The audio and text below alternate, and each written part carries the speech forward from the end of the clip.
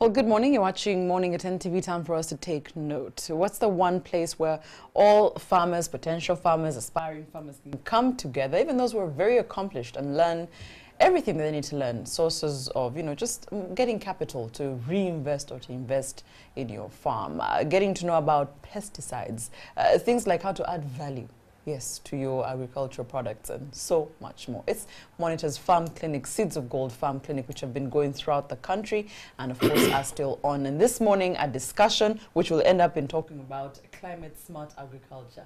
Interesting, yeah?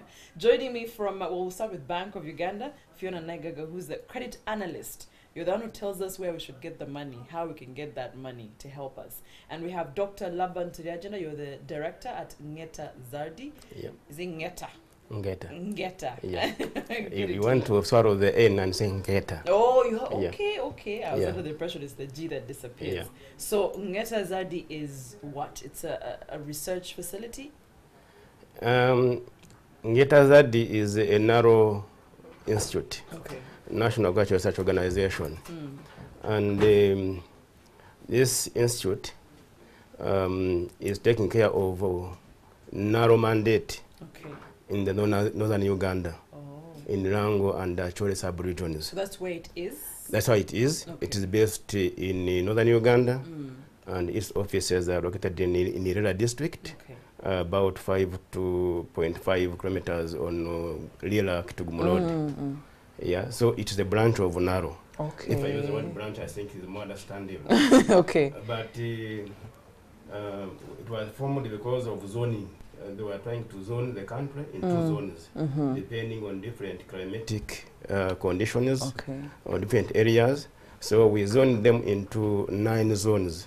We have southwestern zone, we have eastern zone, we have central crescent zone, we have midwest zone, we have northern Uganda zone, and also we have West Nile.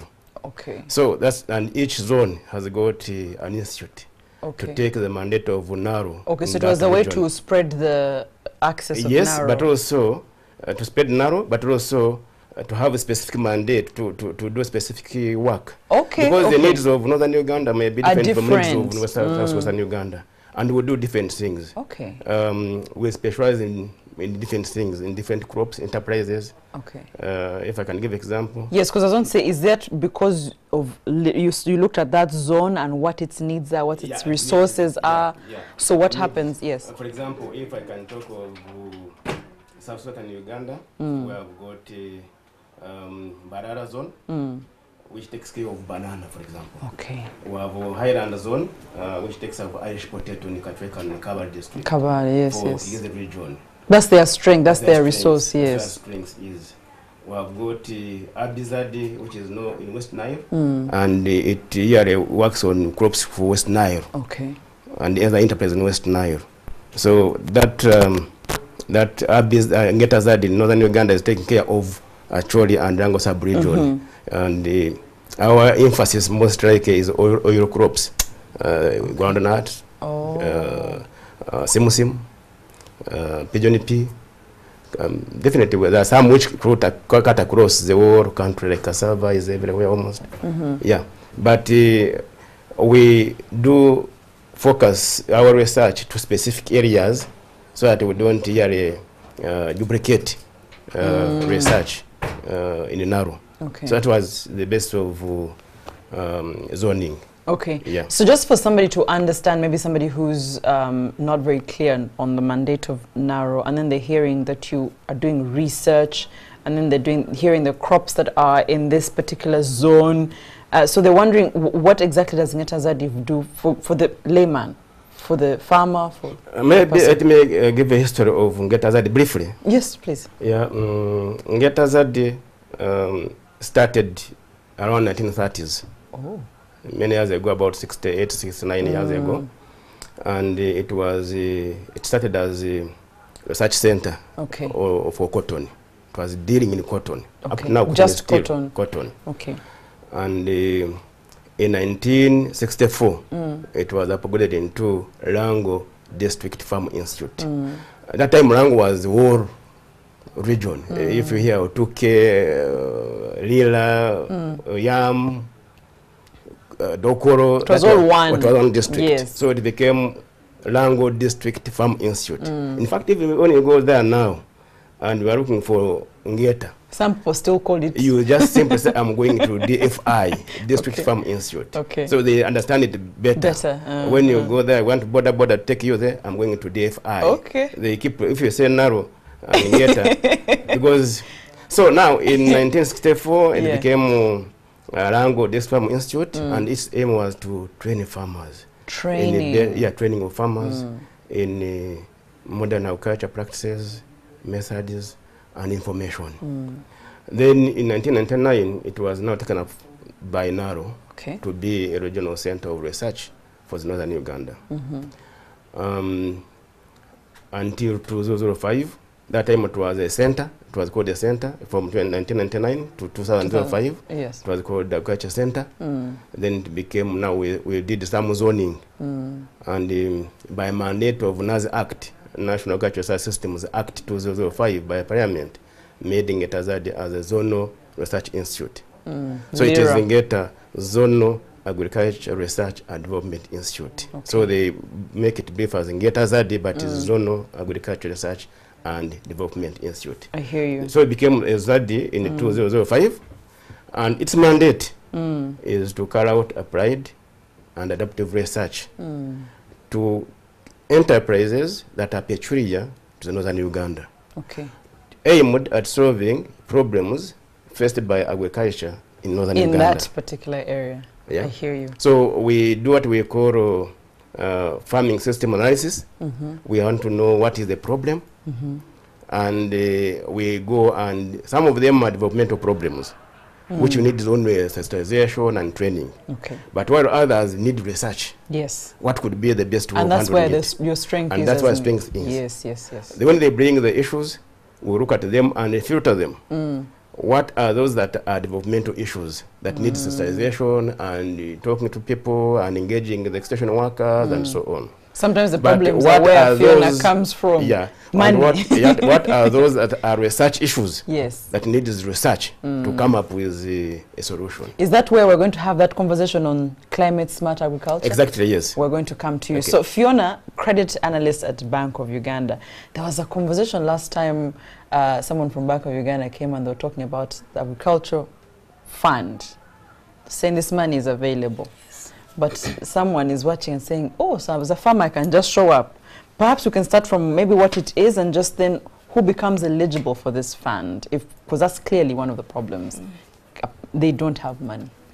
Okay, this agriculture credit facility, it's an initiative by government of Uganda, although it is administered by Bank of Uganda.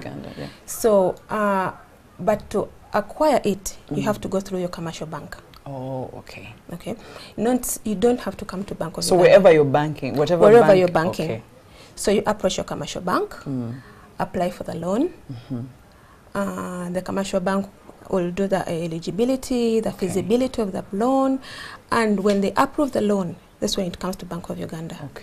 Okay. But anyone is eligible, any farmer, as long as you're doing in agriculture, as long as you're doing in agro-processing.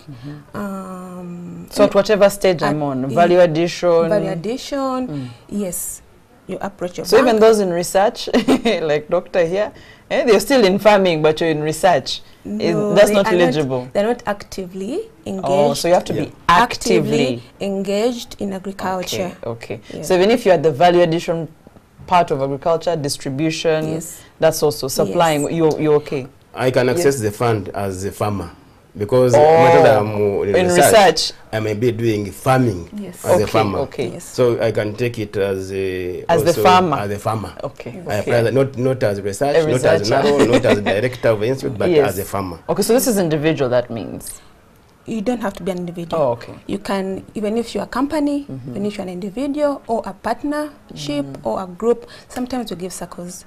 Yes, because they can best. Okay, so is there a cap or the limit is whatever I've asked for, whatever I've been approved for? And also, in terms of eligibility, maybe you can just highlight on this. Should I be an established farmer?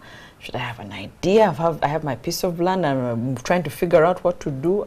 Where's the eligibility there?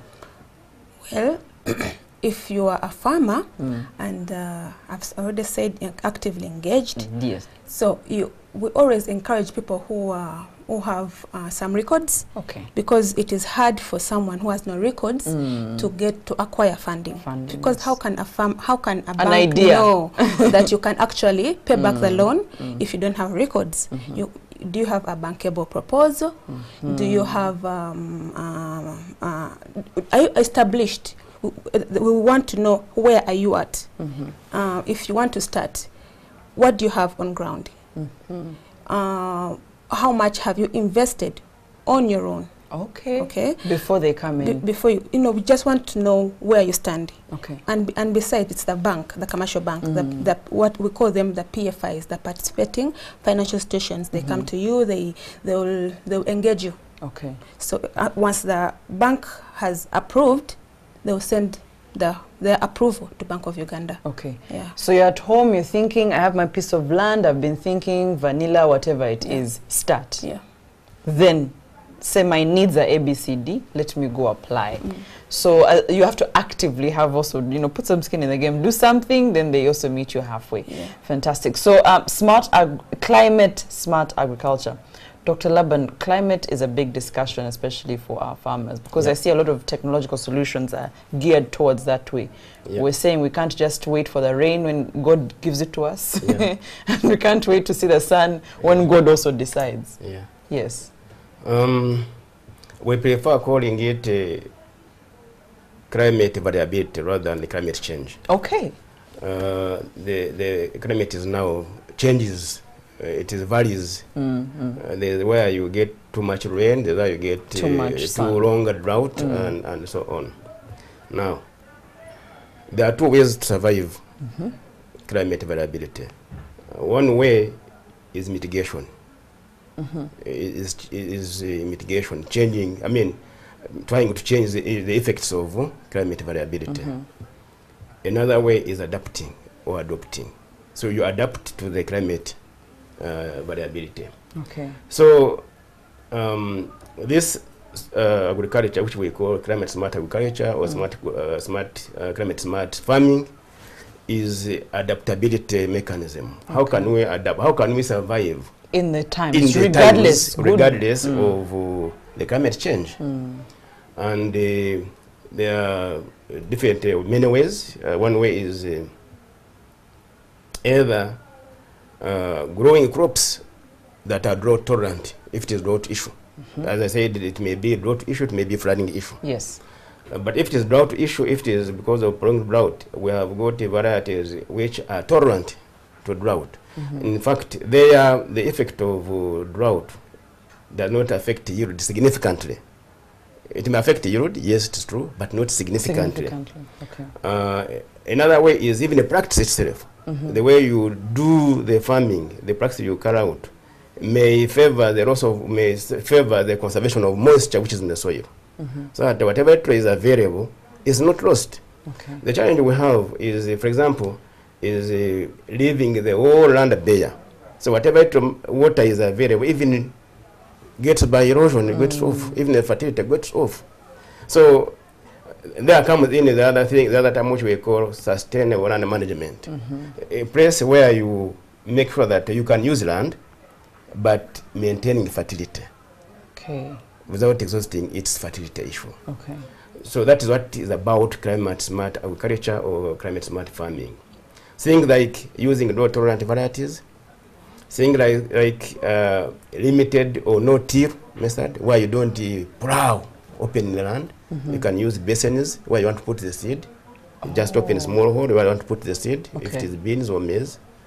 You may not even dig up the land. You may even spray with the herbicide to kill the weeds, so the seed goes without opening the land. Because the more you open the land, the more water goes off by evaporation, by erosion, and so on. So we are talking about how can we help farmers to adapt to climate variability. In terms of animals,